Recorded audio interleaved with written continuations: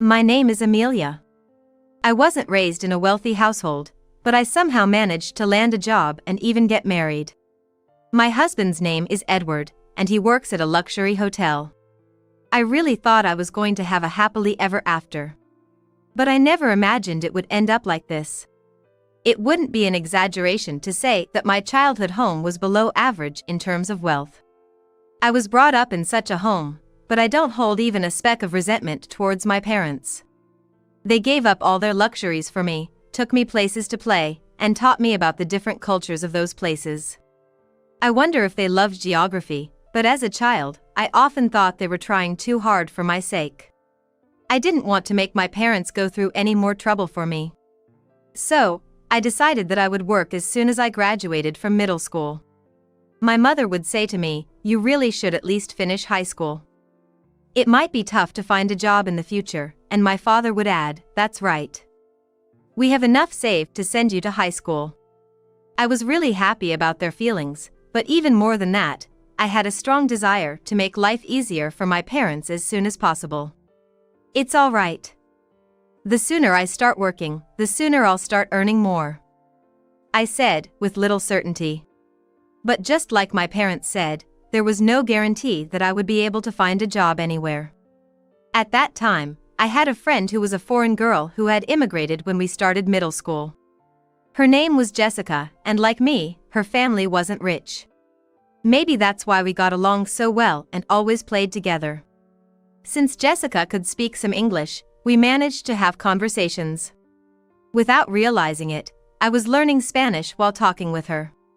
By the time I was in the 9th grade, I could hold conversations in Spanish pretty well. Perhaps it was my Spanish skills that did it, because, lo and behold, a certain travel agency decided to hire me. They saw value in my ability to speak Spanish. Jessica and I, having both left school after junior high, began working and gradually lost touch. But I was single-minded in my work, determined to earn money. As time flew by, I found myself at 26 years old. There was a lounge in a hotel that I frequently used for work. It was a high-end place, but cozy, and the snacks and coffee menu were reasonably priced. We would have our meetings there with the staff. At that time, the waiter working there was Edward. The hotel hosted many foreigners, so he seemed to speak Spanish as well. Sometimes I would be there with foreign guests too. Maybe it was because we both spoke Spanish, but something just clicked between us. Edward struck up a conversation, and before I knew it, we were in a whirlwind romance that led to marriage. For a girl from a poor family to get married, it's quite the deep feeling when you think about it. Regardless, I was expecting to start a new and exciting life. However, the reality turned out to be the exact opposite. When we were getting married, Edward had a request. "If it's okay with you, Amelia, I'd like to live within my family home." The reason was that Edward had lost his father a few years back, and he was worried about his mother living alone. His mother's energy levels were dipping, and it seemed like a good idea to have someone watch over her soon. Plus, at the time, I was a remote worker who could do my job from home. I guess that's why Edward thought it'd be convenient, since I was always home to keep an eye on his mother and manage the household chores. On the flip side, Edward often had long hours at work and wasn't home much. With his scarce days off, having me, a home-based worker, around must have seemed like a good arrangement to him. But I couldn't immediately agree to it. That's because, when I first went to Edward's family home to introduce myself before marrying Edward, his mother had gone silent after asking about my education. "Amelia, which university did you graduate from?" When I honestly replied, "Well, I didn't go to college. I only finished middle school." My mother-in-law just looked at me in silence for a while. It was clear from her expression that she looked down on me. "Oh, only middle school? Well," she said, eyeing me with disdain. Given this history, I figured living with her wouldn't go very smoothly. So, I mentioned it to Edward casually. "Edward, don't you think your mom doesn't exactly see me in the best light?" When I asked, he chuckled a bit and said, "Nah, that's not true. Mom trusts me, and I'm sure she's got no bad feelings toward my wife either." Hearing that made me think maybe I was overthinking things. Edward also promised that if anything came up, he'd speak to his mother on my behalf. With that assurance, I agreed to move in with his family. But once I actually started living there, things were far from perfect. It was like a slap of reality. Whenever Edward and I visited his family's house, his mother would speak to him with such warmth. "Edward, thank you. I'm so grateful you're living with me." And Edward would respond, "Of course, I knew it would help you out." From my perspective, they seemed like such a close mother and son. But towards me, my mother-in-law's attitude was completely different, cold even. "Well, Amelia, just make sure you don't hold Edward back," she'd say emotionlessly, as if she was instructing a servant. It was clear she still looked down on me. I can't help but think that. But at that moment, Edward stood up for me. "Don't worry, Amelia is doing a great job working, too." But when I mentioned this, my mother-in-law momentarily turned stern, a detail I did not miss. I figured I should just speak to Edward if things ever got troublesome and decided to handle it my way. Thinking things would work out since we were living together. We were family, after all, and I didn't want any weird vibes between us. That's the spirit with which we started our cohabitation. But reality, as it often does, didn't quite bend in a favorable direction. Once, as I was working on my computer as usual, my mother-in-law barged into my room and said rather angrily, "Hey Amelia, when are you gonna clean my room? It needs to be done by 10 a.m. every day." I was taken aback since I had never heard of such a rule. Sure, I agreed to do household chores, but we never discussed to what extent. If she had just kindly told me from the beginning, that would have been fine. After all, I have my own job and can't be available all the time. However, arguing wouldn't be mature, so I quickly wrapped up my work, apologized, and started cleaning her room. Meanwhile, my mother-in-law was just lounging in the living room, watching TV, and munching on snacks. Edward had expressed concerns about her mother's health, but she seemed well enough to clean her own room. I had imagined she might struggle with walking, but she was more sprightly than I thought. And once the cleaning was done, she was already commanding, "Now, get started on dinner, and I like it bland. I won't stand for anything too strong." She even told me to go shopping for ingredients right away. I thought it was too early to start prepping, but then figured I'd get it done and go back to my work. But when I returned from shopping, my mother-in-law was, unsurprisingly, still slacking off. It's hard not to get annoyed, but I chose to hold back and just get things done. Probably being tested by her. I believed she'd understand in time. But that hope lingered for months on end. There were days when the complaint was that I was 5 minutes late in getting the laundry in, or that the bathtub wasn't cleaned properly, nitpicking to an almost obsessive degree. Before I knew it, I ended up doing all the chores around the house. And yet, my mother-in-law just lazed around at her leisure. Honestly, if she has the energy to nitpick, she could very well do some chores herself. I started to worry that if this kept up, it'd start affecting my job, too. That was the last thing I needed, so I decided to wait until the evening to talk to Edward about it. Once my mother-in-law had gone to bed, I told him everything. "Hey, I think your mom just doesn't like me. I'm getting so tired of being constantly criticized." But Edward just chuckled and said, "Come on, that can't be true. Mom's a kind person. There won't be any issues as long as Amelia doesn't do anything strange. Please, try to get along with her." He just wouldn't believe me. Maybe it's because she's always doting on him and never complains to me. In fact, when Edward's around, my mother-in-law'd say, "Amelia, why don't you take a break and have some tea?" But even knowing that, there's a limit to my patience with this kind of life.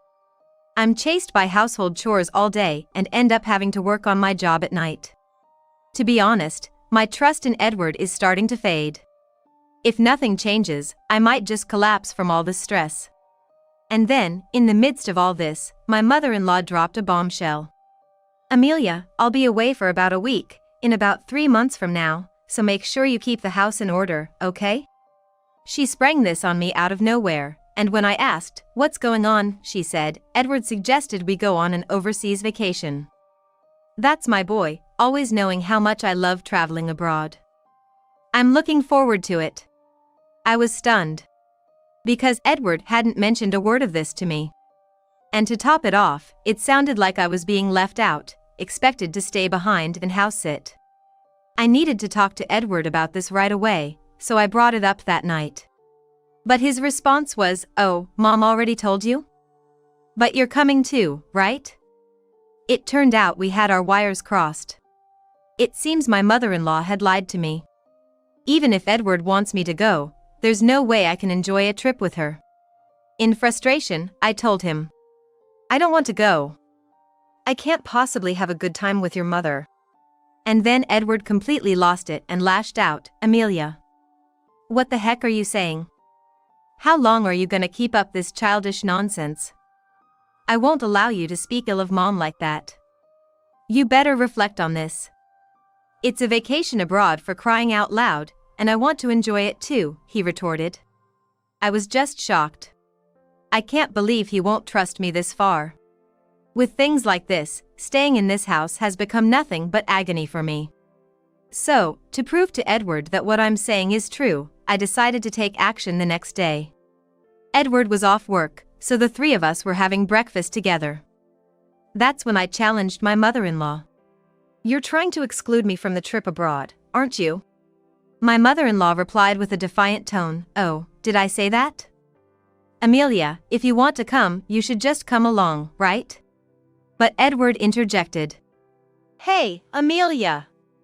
Don't you get it yet? Apologize to Mom. Why are you being so defiant?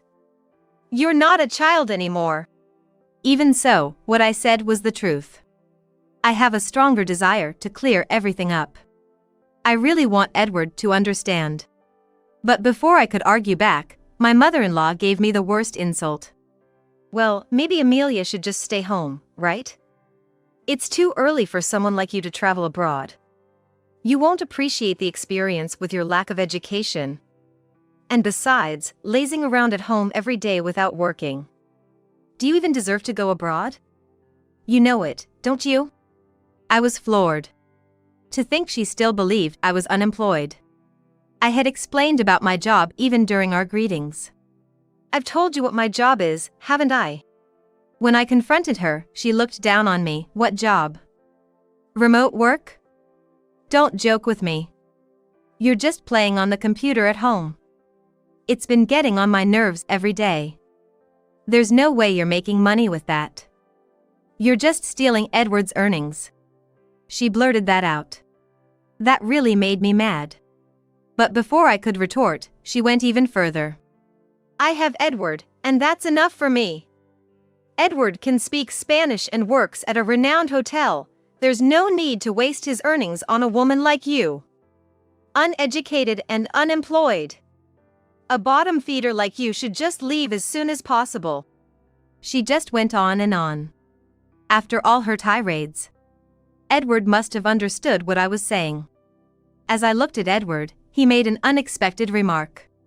"Well, I can understand how Mom feels. Maybe Amelia needs to cool off a bit," he said nonchalantly as if he was fed up with me. At that moment, I made up my mind. I can't follow this parent and child anymore. My mother-in-law told me to get out, but I still wanted to confirm. "Am I really supposed to leave?" Laughing, she said, "Of course. Leave as soon as you can. We don't need bottom feeders like you around." So I said, "Understood," and started preparing to move out. I just nodded to the two of them and left the house. As I was leaving, my mother-in-law called after me with a sneer, "Enjoy your poor life as it suits a bottom feeder like you. But they don't realize that retribution will come upon them." About 3 months after I left the house, around the time when they were scheduled to go on their trip abroad, my mother-in-law called me. "Amelia, I finally got through to you." "What in the world is going on?" She sounded quite frantic. "But first," I said, "I'm surprised you managed to call this number." She replied, "Of course, I tried several times and couldn't get through. I even called your parents' house to get your new number. I did tell my parents that either Edward or my mother-in-law might call. If they do, they should call back at this number. What's wrong? I asked her. In a panicked tone, she said, "What's wrong?" We're getting all sorts of collection letters. Help me out, I didn't know about any of this. Well, that's expected. You haven't been paying the utilities, have you? I simply answered what was expected, but my mother-in-law seemed to be in a world of her own. I had absolutely thought Edward was covering our living expenses, to find out you were paying for everything. Why didn't you tell me? I had no idea you were making that much money. It's kind of too late to be bringing this up now, but maybe Edward finally told her the truth. That's right. I had already started my own business, using the expertise I gained from the travel agency I used to work for. And now, it had grown to the point of earning $20 million, being widely accepted around the world. What shocked my mother-in-law even more was probably Edward's income. Just because he worked in a lounge at a well-known hotel doesn't mean he was raking in the cash. If anything, Edward was just an average Joe on the payroll, on the lower end, I'd say. And Spanish? That hotel is crawling with Spanish speakers. Even if he could speak it, it wasn't anything to write home about. There's no way his income could cover the living expenses for 3 people. In reality, just making ends meet for himself was all he could manage. So it's ridiculous that she hadn't realized until a collection notice came that I was the one paying all the living expenses for my husband's family. But the more I listened to my mother-in-law, the more appalling facts came to light. The reason why she insisted on me living with them wasn't to keep an eye on her. It was because she had been living off my father-in-law's wealth. But, blinded by a temporary influx of cash, she had spent lavishly until there was nothing left. That's when she turned to Edward, who she presumed was earning well. But Edward knew his income was low. And he was somewhat aware of my earnings, which is why he turned to me for help. Hearing this just reconfirmed what a hopeless pair they were. But their irresponsibility doesn't end there. By the way, are you managing to make the card payments? I asked that. Suddenly raising her voice, my mother-in-law exclaimed, "Exactly. Both Edward and I have bills piling up. Since I moved in with them, I've started to receive more and more credit card statements addressed to both of them. The amounts due each month kept climbing, and before I knew it, they amounted to quite a sum. The level of their luxury spending was beyond me. I have no idea what they were doing without paying the living expenses, but for sure, Edward's bills had surpassed his salary. And my mother-in-law hadn't kicked her old habits of lavish spending. It seemed they both had gotten themselves into debt, now totaling over $40,000. And what's more shocking is they thought Edward would somehow manage it, if it was just a bit of debt, as my mother-in-law put it, and Edward thought Amelia would take care of it if things got tough. The level of dependency in grown adults was appalling. Beyond exasperation, I was starting to feel the danger. So, when my mother-in-law brazenly said, "So, Amelia, you can sort this out for us, right?" I was astonished she could be so audacious. I made it clear to her. "After all that's been said and done, you're asking for help now? There's no way I'm helping." That's when Edward suddenly took the phone. "Hey Amelia. You're my wife, you have a duty to help us out. Do something, we can't pay this off." I couldn't fathom their nerve. But I did offer him a glimmer of mercy. "So, you want to come over? I might consider it if you do." He was immediately enthusiastic. "Oh yeah? You'll let us stay, and you'll sort out the money? Then let's do that. Where's your place? I'll head there right now." He was so eager, I had to be honest. "Well, if you can make it." "I'm in Hawaii right now. I have a vacation home here," I said. Both Edward and my mother-in-law couldn't hide their shock. "What do you mean, Hawaii? We can't afford to go there right now." Edward panicked. I calmly replied, "Huh? Weren't you gonna travel abroad? Just swing by Hawaii. Your mother would love it. And you did ask my family for my phone number, right? Didn't you realize it was an international number?" I added, "Oh, and don't forget the cost of this call. It adds up if you're on for a long time." And to drive the point home, I said, if we get divorced, I might think about helping with the money. To that, Edward was quick to reply, all right. I got it. Let's just get divorced first then. Seems he had realized his debts were not something he could exchange for anything. So, I told him I'd deliver the divorce papers once I got back to California and ended the call. Was it about a week later? I had returned to California, made sure to have the divorce papers properly written up, and the divorce went through without a hitch. Edward looked quite gaunt, so I guess he's been living pretty lean these last few days. But he mentioned something at that time. Turns out, he had been counting on my money for the overseas trip as well. Hearing that didn't even surprise me anymore. They probably thought I would pay off their debts. But of course, I had no intention whatsoever of doing that. What I proposed was, first of all, for both of them to stop living so lavishly. And then, for Edward and my mother-in-law to work their tails off. I told them if they did, they could eventually pay off the debt and at least manage the bare necessities. When Edward heard this, he lashed out, hey, that's not what you promised. You were supposed to think about the debt. But I was like, that's why I did you a favor, by thinking of a way for you guys to handle your debt repayment. So, good luck. Once you can afford to travel abroad again, I'll invite you to my Hawaii villa, I said with a touch of sarcasm, and left their place. Afterward, they both seemed to be working themselves to the bone from dawn till dusk, barely scraping by. It's probably a good lesson for them, since they've had it easy until now. On a different note, I heard that Jessica also built a house in Hawaii, and I had a reunion with her after so long. She took up a job that took her around the world after graduating middle school and now seems to be a company president just like me. She had her parents come over to the house she bought and they are living it up together. So, I called my parents over from California and we started living here. Now, I sometimes visit Jessica's place. We both feel blessed to be able to give back to our parents, and we encourage each other as we work hard at our jobs.